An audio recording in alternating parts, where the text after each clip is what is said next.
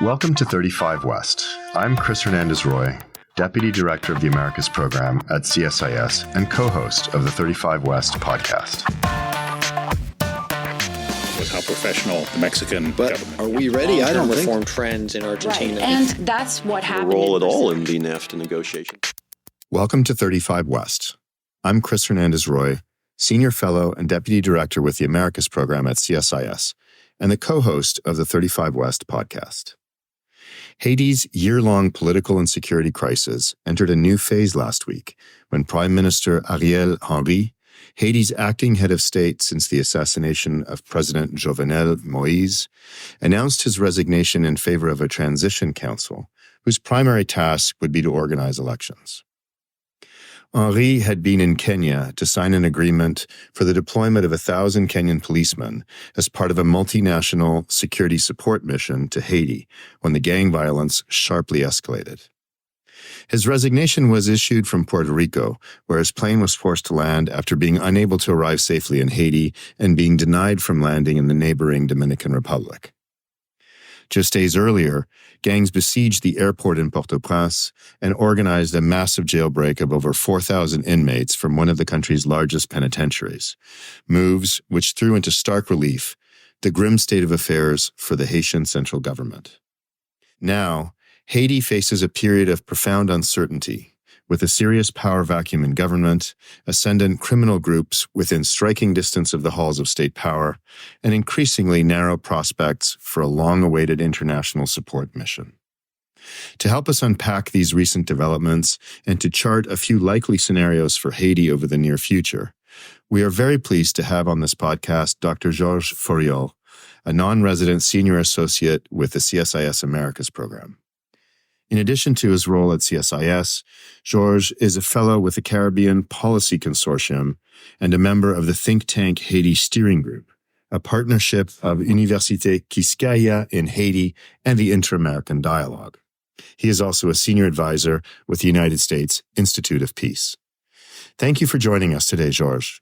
Chris, thank you very much. Delighted to be here, even if the theme of our conversation is hardly uplifting, I must say. Indeed. A very difficult situation, but one which our listeners, I'm sure, would like to learn more about. Haiti has been consistently in the news for about a year now, with many observers noting that some of the fundamental drivers of the country's instability date back decades, or even to the country's independence itself. Georges, in your opinion, what are the most proximate causes of the current escalation of violence and political upheaval? Why are we seeing this happening now? Let me try to answer that question briefly in highlighting three factors which I think are important here to understand where we are.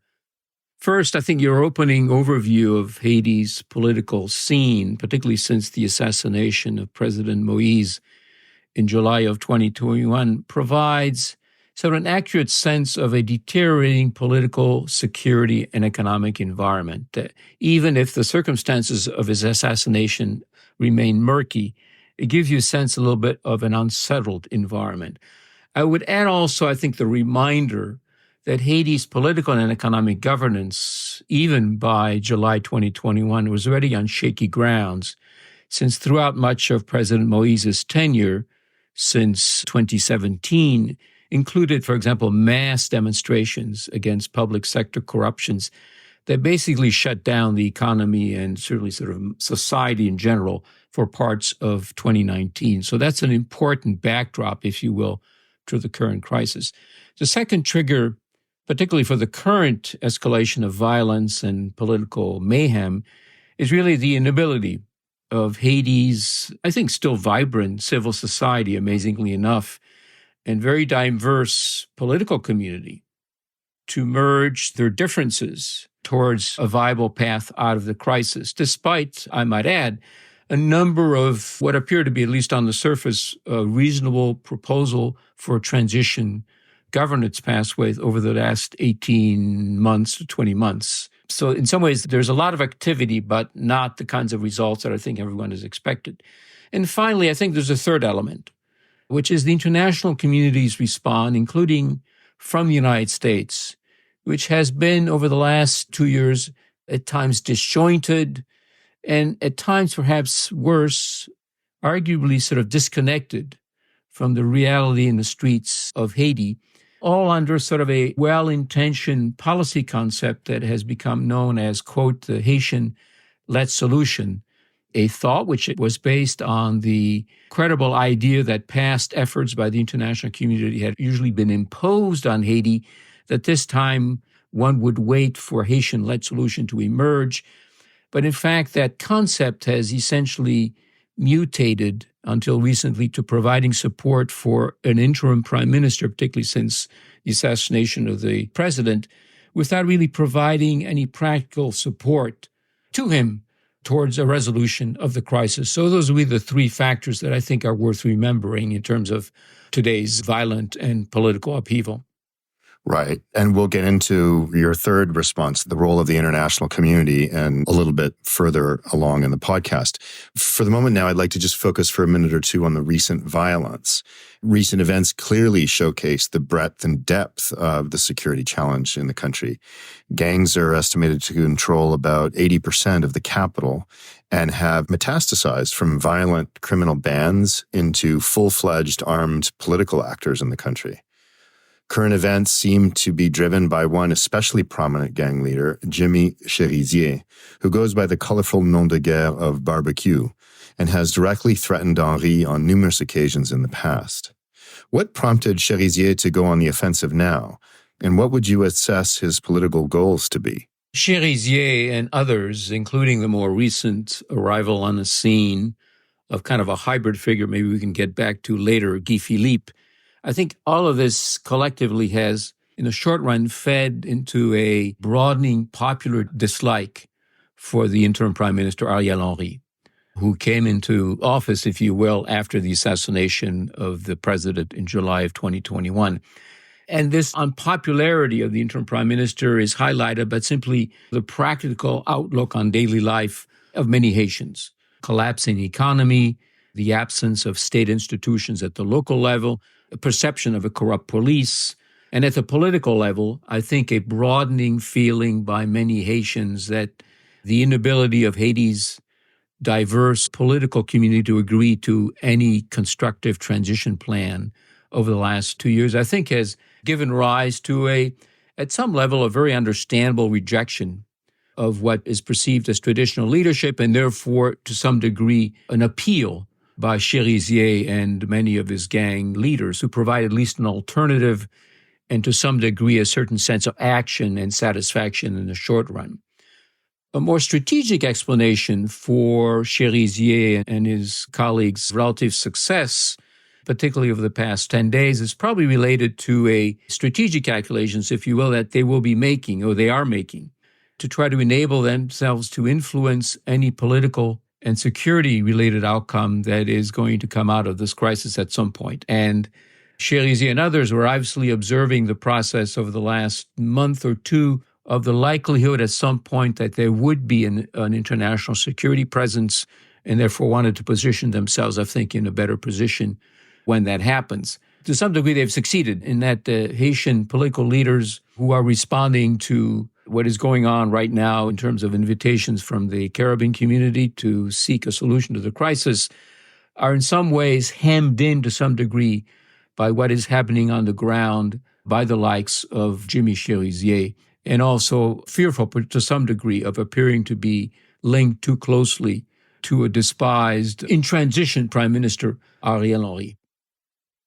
Kenya has been embroiled in fierce domestic battles over its pledge to send a force of 1,000 police officers to help restore order in Haiti. With Henry's resignation, Kenya has said it will no longer be seeking to move this mission forward, at least until new authorities are in place in Haiti. Georges, are the Kenyans getting cold feet given the scale of the violence in Haiti and given Cherizier's actions? What other options are there for an international security assistance mission, especially with the current leadership vacuum? I'm not quite sure whether they're having cold feet, but it's probably a reasonable proposition to think that the leadership in Nairobi is at least trying to think through what the implications are of their deployment to Haiti. So pausing in and of itself may be a good thing. The operational reality on the ground in Haiti is obviously mutated, certainly over the last 30 days. But in some ways, the entire enterprise was arguably already on the edge for several basic reasons. The most critical issue, I think, has always been that whether it's the Kenyans or any other force would need a governmental partner in Haiti to work with. And with Ariel Henry's resignation and the collapse of that particular transition arrangement, what happens next, I think, is of importance to the credibility, let alone the chances of success to the Kenyan deployment. I might add quickly that there are a couple other factors here at play. Secondly, there's, I think, a somewhat of a budgetary uncertainty that remains, that overhangs over this entire enterprise. While the United States has promised significant support, along with other countries, U.S. congressional support for all this remains shaky, particularly among Republicans on Capitol Hill. And there's a third concern, which I think I wouldn't underestimate, but is worth reminding everyone here, which is the deployment of 1,000 Kenyan was always perceived as only one element needed to what was initially conceived more as a support capability to the Haitian National Police, and obviously now entails something much more aggressive operationally. And while there have been other countries that have volunteered support, the Bahamas, Barbados, Jamaica, there is now some talk of Benin and others, none of this is really firm, nor in the quantity that ultimately may make a difference. And perhaps more importantly, none of this operates under a formal UN peacekeeping operation. And this is important because what this implies is that the Kenyans, in effect, arrive, but we're going to need for intelligence, logistical, administrative support, political monitoring capability, which are sort of built into a normal UN peacekeeping operation. Even though it's been approved by the UN Security Council, this is not a formal UN peacekeeping operation. So these elements have to be added to it. A lot of it was going to be coming from the United States, Canada, and other sources, but I think this adds another additional complication to the Kenyan deployment, particularly with events of the last few days, makes those questions even more important. Right. The sophistication and power of the gangs was on full display these past weeks with attacks on key infrastructure, including the port, the airport, and the prisons, as we've mentioned earlier. The maritime port is in particular very critical for the delivery of food and badly needed humanitarian aid. So attacks of that installation are particularly worrying. But at the same time, the gangs who are conducting this violence, they're not monolithic actors. They remain divided between and within themselves. Who are the most important players in the current Haitian security landscape?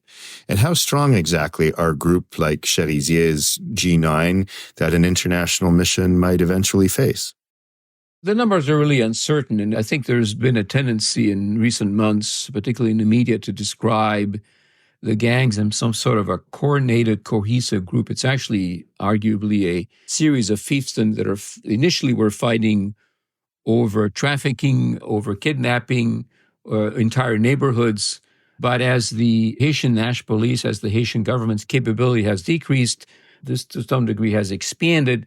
Some UN estimates suggest that if you were to line up all the gangs, particularly in the central part of the country, in the Port-au-Prince region, it's probably somewhere between 5,000 and 7,000 strong. They're mostly men, mostly young men, in fact, in some cases, teenagers, competing in a rather violent manner over territory and different operational needs, if you will. The most notorious you've mentioned, obviously, is Jimmy Cherizier's G9, which is really kind of a consortium of gangs.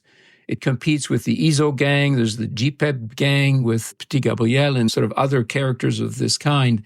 In more polite circles, these could be described basically as criminal elements.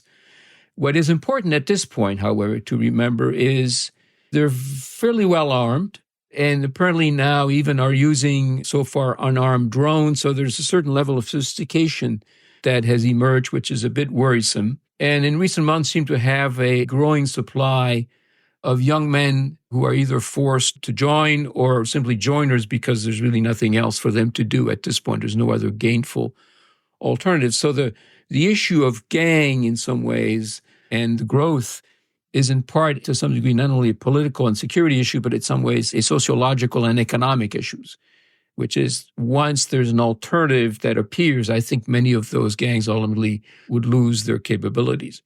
I think the operation in recent weeks, the growth of the gangs is also probably to some degree tactical on their part to position themselves to be in a better negotiating position with either some form of a consensus governance that emerges at some point, let alone the arrival, which I think they assume will happen at some point, of a robust international security mission.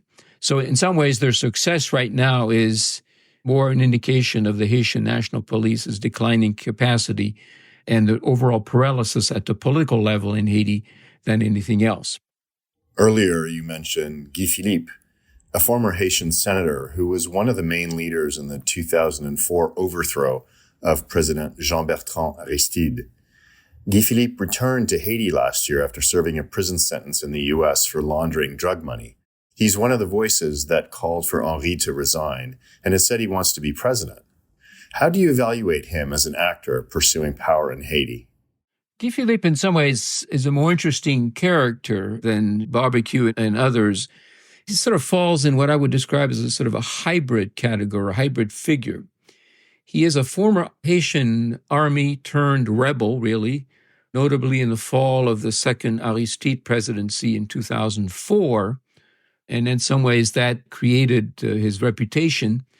And he subsequently was implicated, as you noted, in several narcotics, money laundering cases, local violence that ultimately landed him in U.S. custody and jail. What's particularly perplexing in his case and potentially highlights the disjointed aspect of U.S. policymaking is how he was released from U.S. jail in late November of last year, of 2023, and sent back directly to Haiti without anyone assuming that this was a bad idea. What it has done is that it's also generated a series of scenarios among many Haitians that read a lot of logic into American policymaking and have constructed this bizarre scenario where Ariel Henry is, in fact, some sort of a tool of American policy. I don't think that's the case.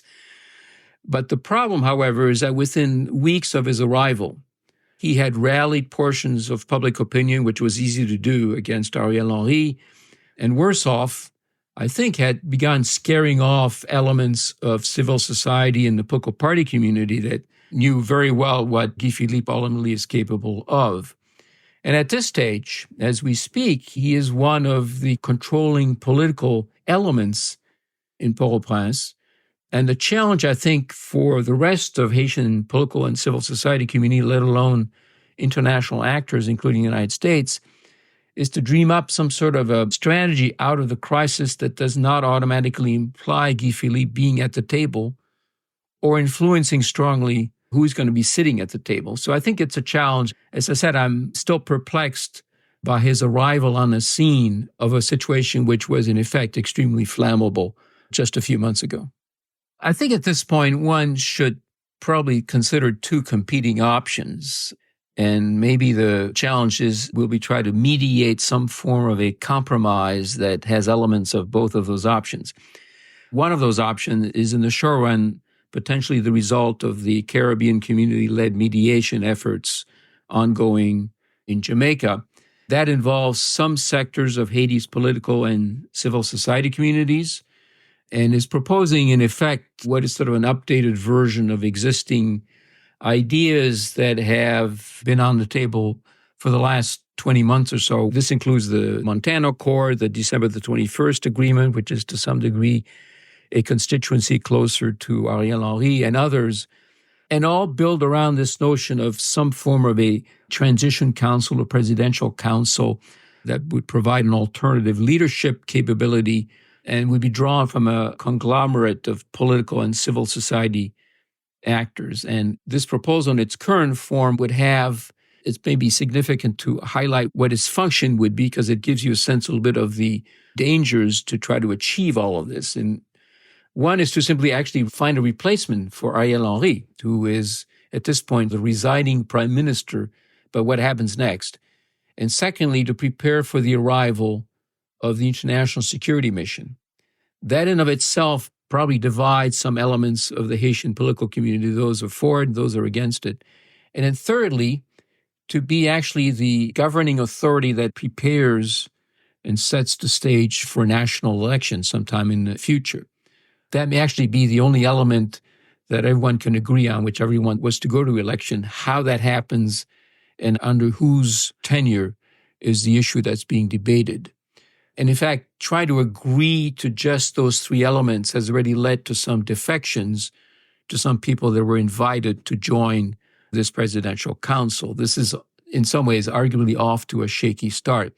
The alternative model is what I would describe as a variation of what happened in the aftermath of the 2004 transition after the collapse of the second Irish state presidency and the multinational intervention. And this is namely, in fact, drawing from a member of Haiti's highest court, equivalent of the Supreme Court, the Cour de Cassation, to lead an interim governance structure. This has actually the virtue of appearing to be more of a Haitian-defined approach rather than what some Haitians are already calling some sort of a foreign design negotiated arrangement, which is the presidential council idea.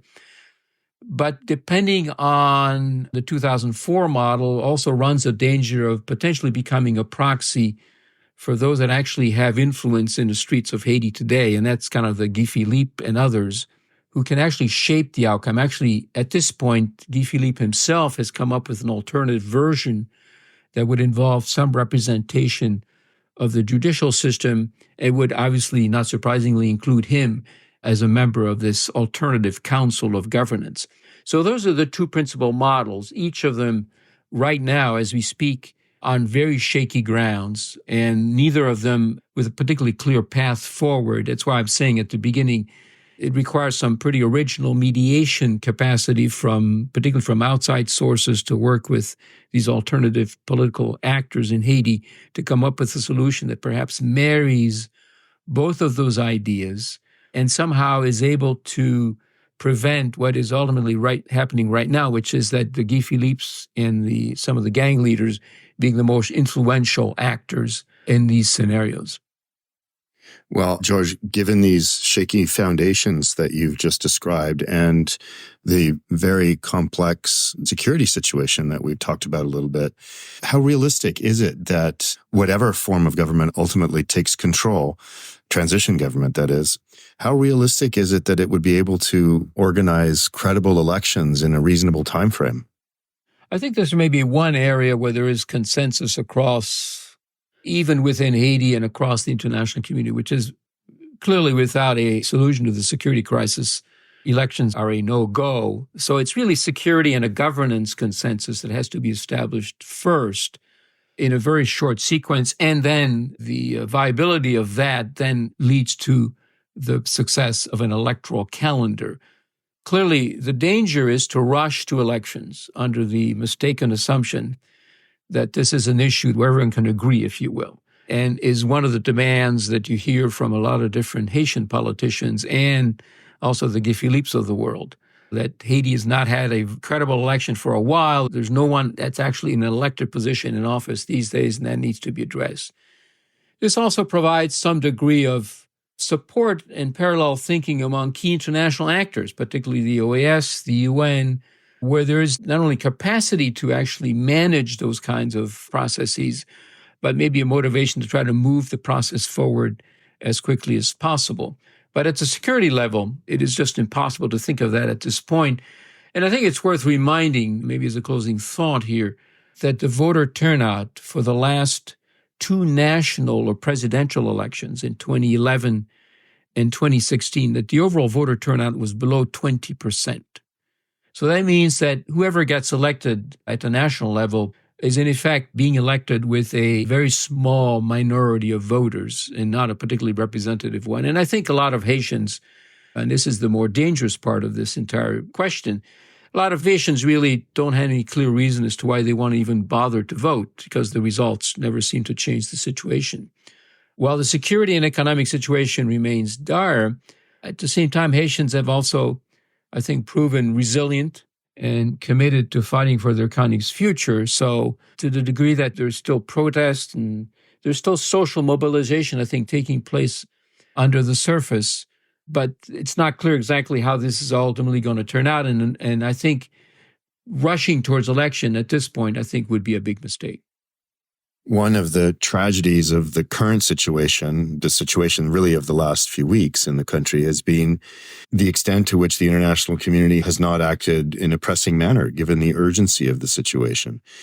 While a Haitian-led solution, as you mentioned earlier, has been mentioned as a key component here, the United States, Canada, and CARICOM could likely play a far greater role in ensuring at least the security assistance piece of this puzzle. Georges, how likely is it that the acuteness of the current security challenge will jolt the international community out of its seeming stupor around Haiti? What options does a country like the United States have for helping build this international response? Well, I think there's been a certain sense of panic, which has emerged among policymakers in the United States and elsewhere, that the situation in Haiti was not only deteriorating, but actually exploding. And what happens in Haiti was not going to be staying in Haiti.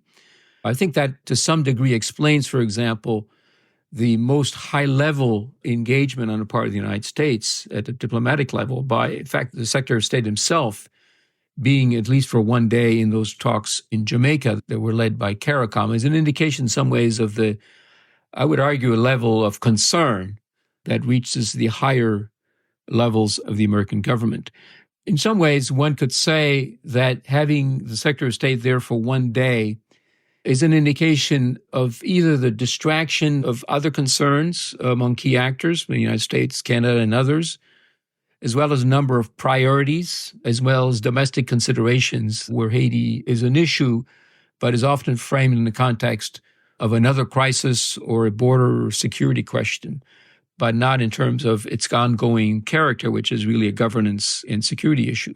So I think to some degree, one of the responses that I would have hoped and still can happen from the American government is actually the appointment of a special envoy, special advisor, or someone within the U.S. bureaucratic structure that one can point to when it comes to Haiti. And I think part of the problem that the administration has had is to some degree a messaging problem. Who actually speaks on behalf of Haiti has not been a very clear issue, and I think that has confused a lot of audiences, including those in Haiti, who have read into this that at the end of the day, the United States is not going to do anything. And I think that's an issue that applies not only to the gangs, but also to a lot of other Haitians who are disappointed, if you will, by the U.S. and international response so far. Having said that, I think there may be more going on under the surface than we assume. The preparation for the arrival of the Kenyans, although delayed for the last several months, has actually been energized by a lot of behind-the-scenes effort at coordination of strategy. The Kenyans were here in Washington several times during the fall. Southcom, who has experience in operations in Haiti, has been engaged. This involves intelligence, security, logistics issues. So I think there's actually more behind the scenes than we think and may be visible. The arrival in the last few days of a highly specialized Marine platoon to protect the U.S. Embassy facility in Port-au-Prince, I think, to me, is a signal that there's maybe more than what has officially been announced. So this leads me to suggest that at some point there may be more active support on the part of the United States and maybe other actors. But clearly, this is almost too little, too late at this point. And the question, I think, for U.S. diplomacy at this point is also going to be able to continue the active engagement of other actors, the Kenyans of the world, but also in some degree the Caribbean community that ends up at this point with not much result in terms of its latest initiative. Even though Haiti is a member of CARICOM, that has not actually borne a lot of positive results at this point. The other thing I will also keep an eye on is the ability of the administration in an election year to, I think, realize that it's in some ways advantageous to deal with the Haitian crisis now than it is to deal with the implications of a more explosive outcome 3-4 months down the road, when it clearly then becomes an electoral point of dispute and debate. Georges, while assistance from abroad is critical to get a hold of the security situation, international assistance is certainly no silver bullet. When considering options for security for Haiti, what guardrails should be in place to ensure accountability on the part of the intervening mission? This is especially important given problems with past interventions in Haiti. Well, I think there may be two or three different things that are worth mentioning here at a very general level. Your question becomes quite important because unlike past interventions in a multinational peacekeeping operation, that come along with sort of an apparatus that is framed by a lot of different actors, including ready-made experiences and procedures through the UN and other actors. This has to be built into the process. And there's already been some questions, even from Kenyans themselves, about the credibility and shall we say, checkered a record, particularly at the human rights level of the Kenyan police and security forces. So that needs to be prevented, obviously, in a deployment in Haiti by them and anyone else. The danger that ultimately you run into is those kinds of issues becoming, in effect, the tagline for this latest intervention by the international community, let alone the loss of casualties by these groups very quickly, early on, if you will, because of a lack of preparation. The other issue in some ways that has to be in place is a clear-cut, as I mentioned, a clear-cut funding support, which frankly is a little fuzzy at this point. And I'm still not quite clear how all these pieces come together, despite announcement more recently that there's additional U.S. support. I don't see the political support behind it. Yet maybe the sense of panic, I think, that has now run through elements of the international community, including the U.S. administration, that actually may lead to a broader realization that Haiti isn't going to go away. It needs to be dealt with in a serious manner. The third element, I would say, and is one where I would still hope that there are mediation efforts underway. It can be through private means. It can be through sort of indirect sources to deal with key actors in Haiti itself. I'm still hopeful that there is a energetic, if divided and at times divisive, Haitian civil society capability and political community of people who want to try to do their best. But I think right now it needs a little external inspiration and encouragement. And I think this is where you need some credible intermediaries. There's been some of that done through Jonathan Powell, the British, sort of somewhat mysterious former British diplomat who's been in and out of Haitian mediation efforts over the last 2 years. It could be others. It could be the Norwegians. It can be some trusted partners within the Caribbean. It could be some Americans or Canadians who are very familiar with the Haitian situation. For example, the former Governor General of Canada, Michaëlle Jean, herself of Haitian descent, is well known in the Haitian community. Someone that can ultimately work privately and behind the scenes with Haitian civil society so that the external input in the security side ultimately supports also a consensus among Haitians themselves. The problem with all of this, it requires a lot of heavy lifting and work, including some of it here in Washington, and I'm not quite sure I see that yet helping. Georges, thank you very much for sharing your insights on the complex situation in Haiti with our listeners. We really appreciate you taking the time to speak with us today on the 35 West podcast. And that's it for this week's edition of 35 West. We hope you enjoyed listening and that you'll stay tuned for future episodes.